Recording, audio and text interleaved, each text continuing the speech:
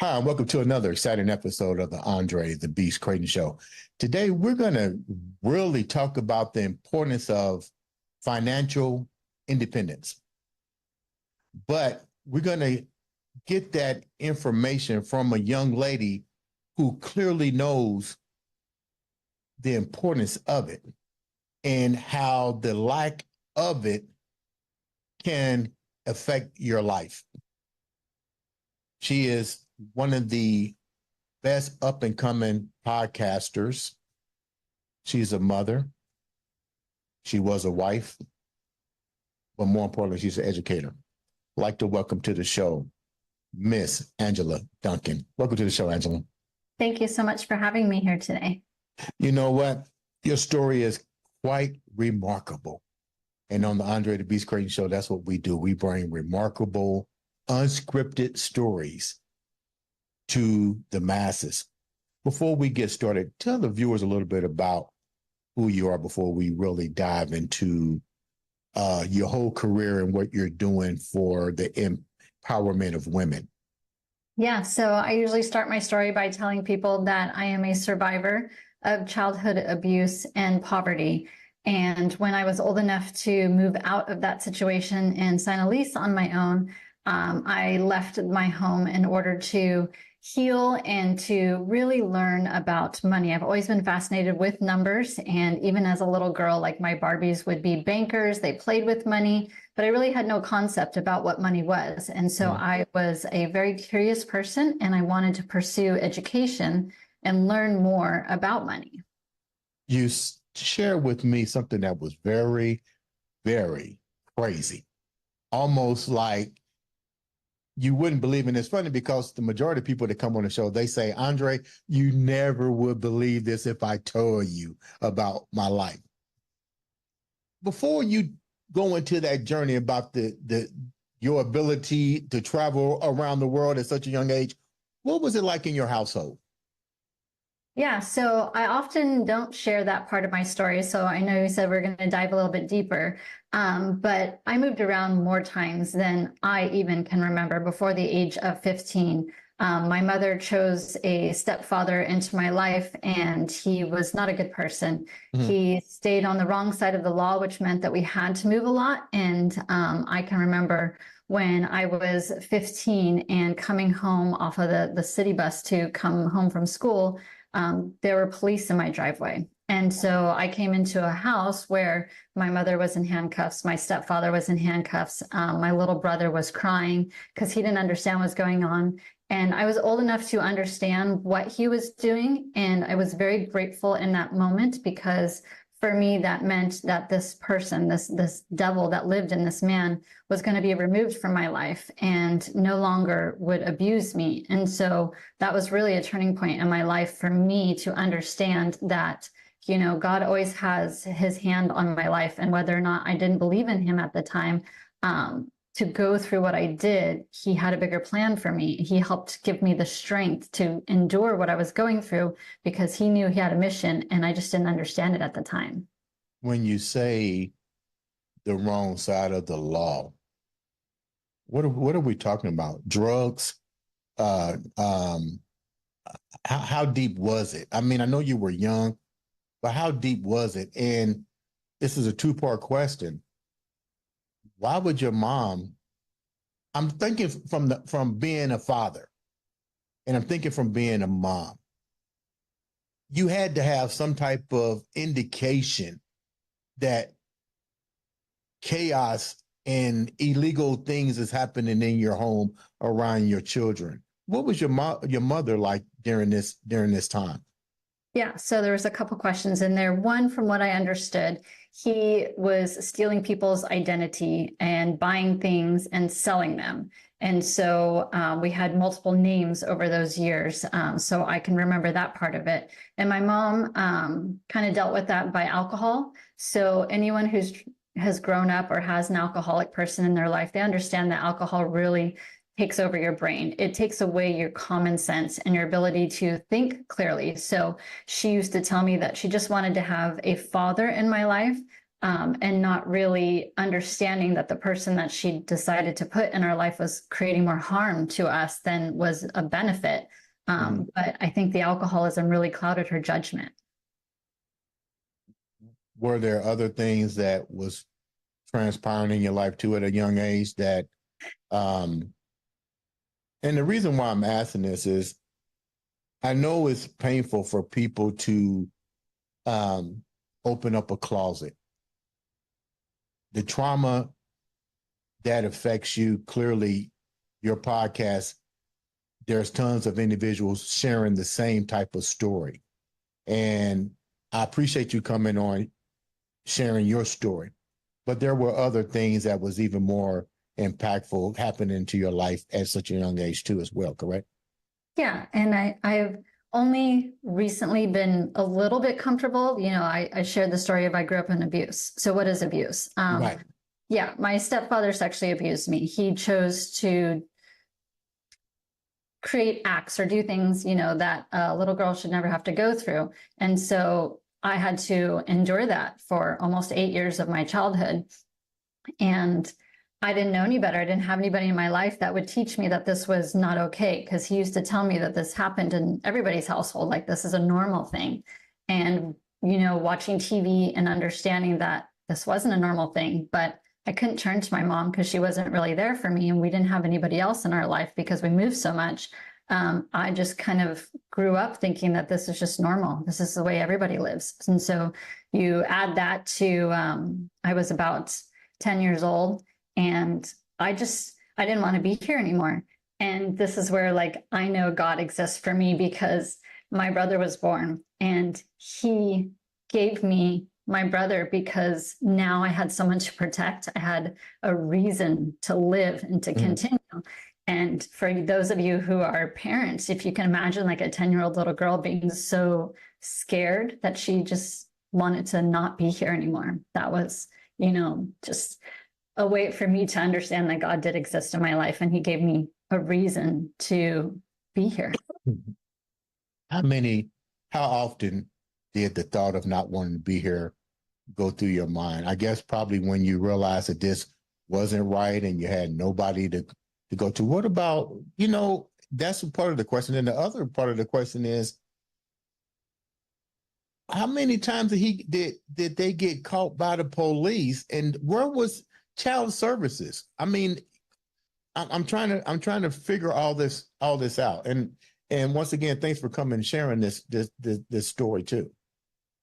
Yeah, child services doesn't know there's a problem until someone reports it. And when you don't allow anybody close enough into your life to really see what's going on in your home, and I was taught to be quiet. And so I'm not going to tell anybody, because if I told my story, he would say, you'll never see your brother, you'll never see your mother, or like trying to convince me that this is correct and this is okay. So I didn't have anybody to turn to, and I didn't trust anybody. I mean, as a child, when you live through what I did, you learn not to trust people, because the people that are supposed to be closest to you in your life, that are supposed to take care of you, are not. So how can you trust anybody else? So Child Protective Services will never know what's going on in a home until someone else can see it. And there was nobody around to see it. So that was not even an issue. And obviously, as a child, I didn't know what CPS was. Right. But when you live through it, you don't share, because it's behind closed doors. And your mom had no idea for all these years that this guy that she brought into the midst of her kid's life was doing these things to you. Was your brother impacted as he got older by him? Well, when his father was arrested and my mom finally left that situation, he was 3, maybe 4 years old. So he had no idea. Okay. I did tell him later on in life, because obviously as a child, when you don't grow up with your parent, you seek to get that information. Right. And I did share the story with him. And I believe that he's been able to contact other family members that were produced by this person. So I know that the abuse wasn't just me. There was other little girls that were involved, and probably many years later. But I don't follow that story, because for me, in order to heal and to thrive from what I went through, right, I had to remove that from my life. When your mom found out this horrible thing that happened to you, the impact that it put onto you mentally. What was her reaction? I learned that I was writing an essay. It was 11th grade. And I remember the day because I wrote an essay to an English teacher, and we were trying to take current pop culture music and apply it to something in our life. Right. And I was a huge fan of Mariah Carey, and I don't remember exactly what I wrote, but I had written on that paper that I had been sexually abused. And well, I'm a minor. And of course, that's when I learned what Child Protective Services was. They called me into the office. My mom was there, and they, took out that little essay that I had written and wanted to talk about it and make sure, obviously, that it still wasn't occurring. And Right. my mom in that moment, and I'll never forget this, and she was like, "Why didn't you tell me?" Almost like it was my fault. And I was just stunned because as a mother, like I would have been, "Oh my God, I can't believe this. I'm so sorry." Like I would take responsibility, even though it wasn't me that did it. Obviously, I was part of that situation. But it didn't feel like that at all. It was my fault. How is the relationship now between you and your mom? Yeah, it's never been good. I love her. She is my mother. I am here because of her. But she has a roof over her head because of I purchased a condo for her to live in because I feel like it's still my responsibility to take care of her and make sure that she's okay.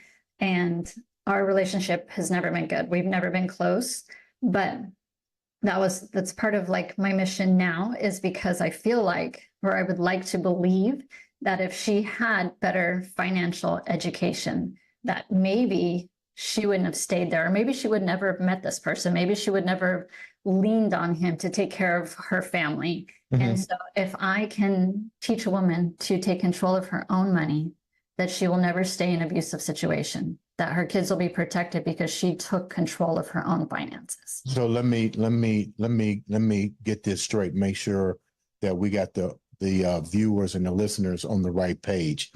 Let's go back one more question with this story. Where is he at right now? I have no idea. Okay, hopefully incarcerated somewhere and not impacting somebody else's children. You said something about the story of you going all these different locations and really never having a steady home. How would now was all this done because he was a career criminal or because he just didn't have any money or the education to both of them to have steady jobs? I'm trying to understand why the standard life of crime with them and taking their kids. Yeah, I think it's a combination of both. Obviously, if you're stealing someone, and you got to think this is, 30, 40 years ago. So very different environment than we are. You can't just find someone on Facebook, right? So if someone stole your identity and they opened up a bunch of credit cards, they went to Best Buy and they bought TVs, and back then it was like camcorders, things like that, went and sold them, you as the person whose identity was stolen wouldn't know about it necessarily because a credit card's open in your name, it's to a different address. And then when the payment's not, the person's not paying that, obviously, then you get notified, and then you notify the police, and then the police start looking for whoever it is that stole your identity. Well, that takes a little bit of time, but once that time period starts to get closer, he knew enough to move so that we can move to a different state, takes on a different identity, and does it again. And so that's what I understood was occurring. And not only did he manufacture new identities for your mom and himself, but he did it for the kids too. Yeah. And you can imagine like having a kid in school, like how do you ask another school for transcripts, right? And that process takes time because again, we're a while ago. And, I missed, I think it was 8th grade, and I still have trouble with certain things that you're taught, math and English in 8th grade. I had to go to summer school and morning classes just to be able to graduate high school on time because I missed so much school. So I was in 10th grade when this man was finally removed from our life. And my mom had the ability to move in with my aunt. You know, we lived on her couch for a little bit. Then I had to start catching up on school. But for me, I didn't have another choice. Like I was going to graduate school, and I don't know where that drive was coming from. And maybe it's just the overachiever from the environment that I grew up in. But the impact on a kid, I mean, it'll never go away. It's something that I will live with my entire life. Now, let's take the viewers down another part of your life. And once again, thank you so much for sharing this heartfelt story.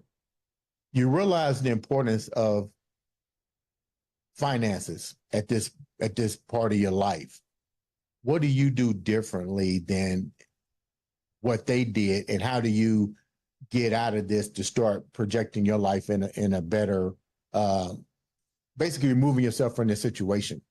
Yeah. So I knew that if I had money, then I could choose where I lived. I could choose, you know, what I did for fun, and I could choose to have just food in my fridge. And so that pursuit of learning about money, I went to college. I worked many jobs to be able to be on the 5-year program to finish college. And I got a job at a bank. And that's kind of where a little bit more of my eyes were open, because I knew I wanted to study money. And you can study it from a textbook, but until you see it play out in real life, it doesn't really have a definition to you.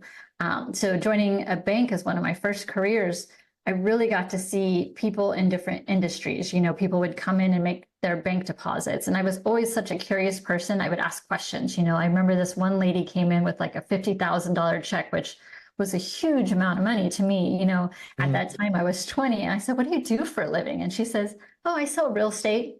And so then that became my next career, because I thought, oh, if I sell real estate, I'll make more money, you know? Right. So I've always been on this path of just learning more about different industries, staying in the financial field, and just learning more about investing in real estate and insurance. And I sold my last company last year, and I was able to just kind of get lots of information by asking questions. Is this what you mean when you say seeing it play out in real time? Yeah. You know, the different people coming in and out of the bank, different amount of money, transactions. Yeah. With that said, when you started to understand the importance of money, then what do you do? I didn't spend. I think that probably came from my childhood early on. Is, you know, I learned now that a savings account is meant for you to save and spend it as needed. Early on, I didn't want to spend money on anything. I just had to tuck away every piece of money, because I didn't realize it at the time, but I was so scared of not having money that when I produced it for myself, I had to tuck it away and keep it, because I never want to be poor again. I never want to live in a car. I never want to live in someone else's house. I never want to depend on anybody else. That was kind of what my brain was telling me by just tucking every penny away that I could. Now, I obviously have worked through that over many years of therapy. But that Wait a minute. Hold down a minute. You just touched on something, because you teach people now, but we're going to get to that in a minute. But you just touched on something. You grew up with nothing. You became afraid when you got it. How did you get out of that transitional phase from hoarding money? Because you said something, you started a business. It takes money to start a business. How much therapy and training did it take for you to go into this money and start a business without knowing, like most entrepreneurs, you don't know if it's going to sell, if it's going to succeed or it's going to fail. That had to be even more traumatizing for you, because the fact of the matter is you're afraid that you're going to lose this money that you never had to begin with. Yeah, I think having the right people in my life really helps that. When I worked for the bank, there were 2 women who were, in my eyes, very successful. Like, they walked into a room with just such confidence. And I wanted that. So I would spend time with them and ask to go to lunch, or if I knew that they were an event, I would go because I want to know what you're doing. I want to know how you're doing it. And they were just so giving to me to bring me in, to teach me about investing. And I think the confidence comes from when you have that clarity and when you have that information, that now you become that confident person. So over the years, I've had different people come into my life and just be able to teach me. And I'll give credit to my ex-husband. We were together almost 20 years, and he came from a very loving family. And when we got together, and he actually started the business first, and then I joined him, the confidence came from watching him do what he was doing and what I was learning from him, and how to sell real estate, how to run a company, how to run a team. A lot of that came from us going and seeking out more information and getting education. It's like you have to invest in your own knowledge first. And for me, I have to invest for a while before I'm confident enough to step out to do something that I'm uncomfortable doing. And you know what? I can see right now, just by your smile, you're definitely like, wow, I'm glad I made that decision to step out of the comfort zone. But you're doing something a little bit different now. You have a podcast. Tell a little bit about the name of the podcast and the reason for the podcast. Yeah. So the name of the podcast is Empower Her Money. And when I sold my last company, February of 2023, I burnt myself. I was not a great leader. And I knew that in that situation, I didn't have the right people in the right spots. And I was not happy with myself as the leader. So I sold that company, and I thought, I'm just going to retire. Like, I don't want to do business anymore. I've been doing it for a long time. I'm just tired. And it really was because I was not in the right position for that leadership. And as most entrepreneurs probably know, when you say you're going to retire, you get a little bored. And I did a lot of praying. And for me, I was telling God, I was like, I've got so much knowledge and information over these 25 years I've been studying money. What do I do with it? How do I help other people? How do I impact other people?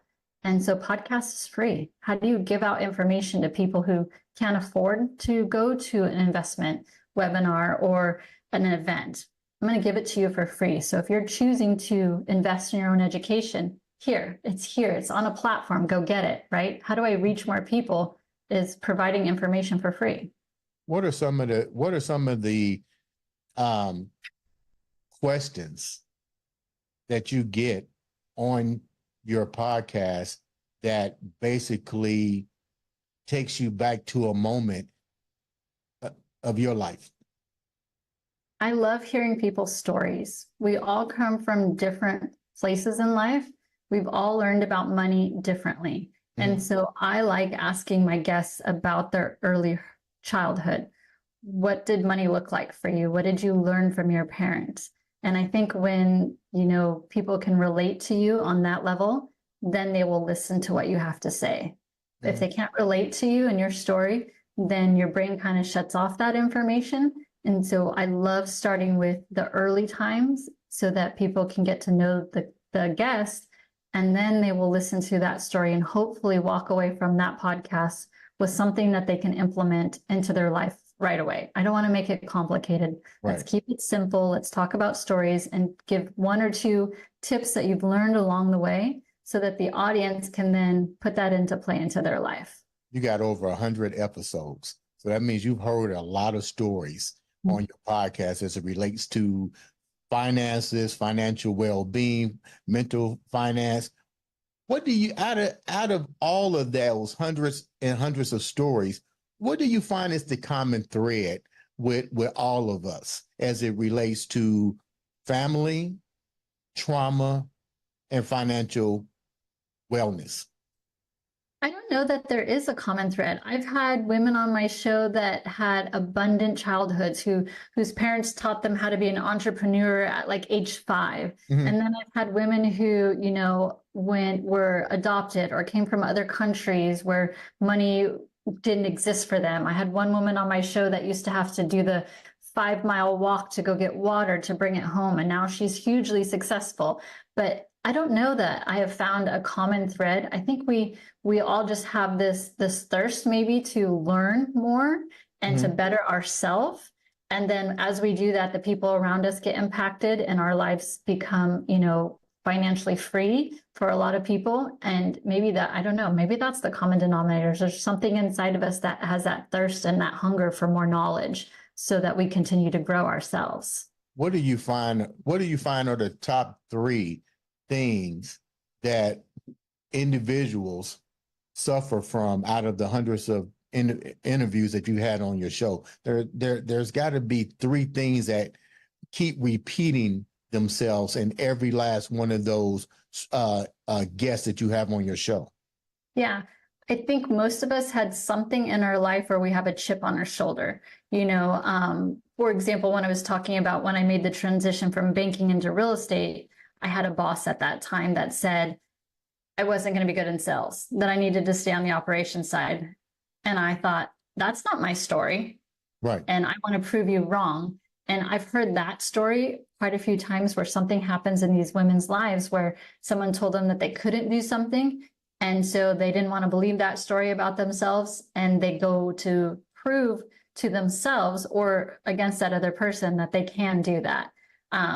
And the investing part in your education, I do hear that quite often. People are constantly reading, seeking more information so that they can be the best version of themselves and show up for their business and for the people around them. And then their business grows because they invested in themselves first. And then number three is you have to be willing to ask for help. I cannot grow myself by myself. I need help to do that. And I've always had a coach or great mentors in my life. And when you're willing to ask for help and grow, I think that's just a different personality than those that are not willing to grow and ask for help. We're so willing to give help, but why can't we ask for help? Why can't we be okay with asking for help? Before we wrap up, your podcast does help women, but what about us men? Like we make some financial mistakes and we go through some of the same things as well. What are you hearing on that end? For me, men and women, there was a book written about it, men are from Venus, women are from Mars or something like that. I read that book. Yeah. And I actually haven't read it because I don't want to have that thought process. But what I do find is men are very logical. They think with their brain, right? And when you hear a conversation, you hear the man say, I think more than I feel. And women are more heart-centered and we get emotionally involved with projects and businesses where a man can think outside of that and make more of a logical decision and the woman makes more of that emotional decision. So when I'm teaching, if my focus is on women, then I want to pull into that heart center, and then women tell stories from their heart and they make decisions from their heart. And not that a man can't relate to that. And I have had two men on my show. One of them was Tim Story, and he was incredible.